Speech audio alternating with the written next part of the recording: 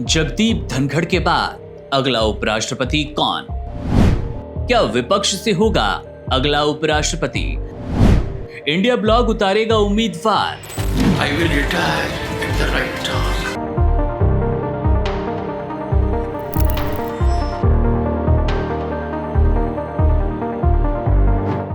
संसद का मॉनसून सत्र 2025 बड़े सियासी धमाके के साथ शुरू हुआ है, क्योंकि इस सत्र के शुरुआत के साथ ही जगदीप धनखड़, जो कि भारत के उपराष्ट्रपति हुआ करते थे, अपना इस्तीफा 21 जुलाई की रात को राष्ट्रपति द्रौपदी मुर्मू को सौंप चुके हैं। और बड़ी बात यह रही कि द्रौपदी मुर्मू ने 22 जुलाई की सुबह ही इस इस्तीफे को स्वीकार कर लिया, यानी कि रेजिग्नेशन एक्सेप्टेड। गृह मंत्रालय ने इस संबंध में अधिसूचना जारी कर दी। अब ये पद हो गया है रिक्त और चुनाव आयोग ने जल्द से जल्द नए उपराष्ट्रपति की चुनावी प्रक्रिया शुरू करने की घोषणा कर दी। धनखड़ के इस इस्तीफे ने न सिर्फ सत्ता पक्ष को चौंका दिया, बल्कि विपक्ष को एक नई रणनीतिक जमीन दी। कांग्रेस सहित विपक्षी दल अब इस पद के लिए साझा उम्मीदवार उतारने की योजना बना रहे हैं।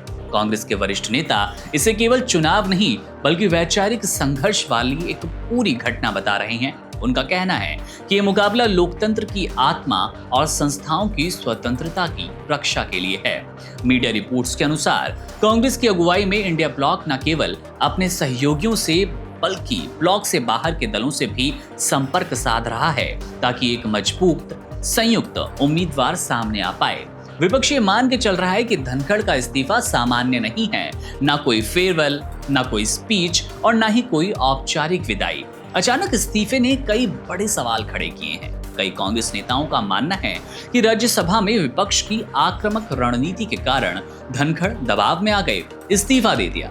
खास तौर पर राज्यसभा में 2 हाई कोर्ट जजों के खिलाफ महाभियोग प्रस्ताव लाने की तैयारी विपक्ष कर चुका था और इसको भी एक कारण की तरह देखा जाना शुरू कर दिया गया। जस्टिस यशवंत वर्मा और जस्टिस शेखर यादव के खिलाफ अटकलें लगाई जा रही थी। इन प्रस्तावों को स्वीकार न करने की स्थिति में धनखड़ ने रास्ता अलग चुनना बेहतर समझा।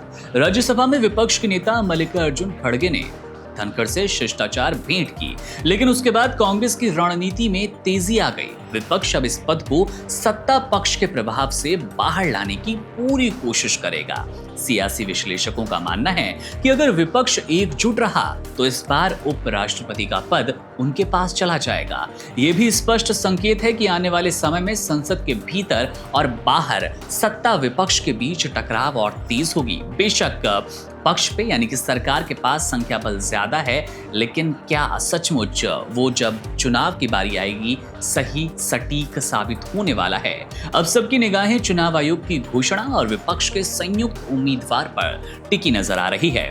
अगर कांग्रेस और उसके सहयोगी दल सही रणनीति अपनाएंगे तो अगला उपराष्ट्रपति विपक्षी खेमे से भी हो सकता है, जो भारतीय लोकतंत्र में संतुलन की दिशा में एक महत्वपूर्ण कदम माना जाएगा। बहरहाल अब इस इस्तीफे के बाद चौतरफा कयासों का बाजार गर्म है। उम्मीदें लगाई जा रही है कि अब विपक्ष के पास मौका है कि एक राष्ट्रपति कह लीजिए उम्मीदवार अपनी तरफ से आप ले आइए। वहीं पर बीजेपी लगातार इस इस्तीफे को सामान्य बताने की कोशिश कर रही है। बीजेपी का कहना है कि इस इस्तीफे को धनखड़ जी ने अपनी स्वेच्छा से दिया है। स्वास्थ्य कारण जो बताए जा रहे हैं वो सही है। परिवार का भी लगातार यही कहना है कि हाँ, जगदीप धनखड़ की तबीयत कुछ ठीक नहीं रहती और डॉक्टर्स की सलाह मशवरा के बाद इस तरह का फैसला लिया गया है। बहरहाल अगर विपक्ष कोई नया चेहरा लाता है और विपक्ष के पास क्या सचमुच एक बड़ा मौका है, मामले को आप कैसे देख रहे हैं कमेंट सेक्शन में जाके अपनी राय जरूर दीजिएगा। वीडियो में आपके साथ मैं हूं मुकुंद। मामले पर हमारी नजर है, इस पूरी चुनावी प्रक्रिया को हम आपको बताते रहेंगे। आप बने रहिए वन इंडिया के साथ। शुक्रिया। Subscribe to One India and never miss an update. Download the One India app now.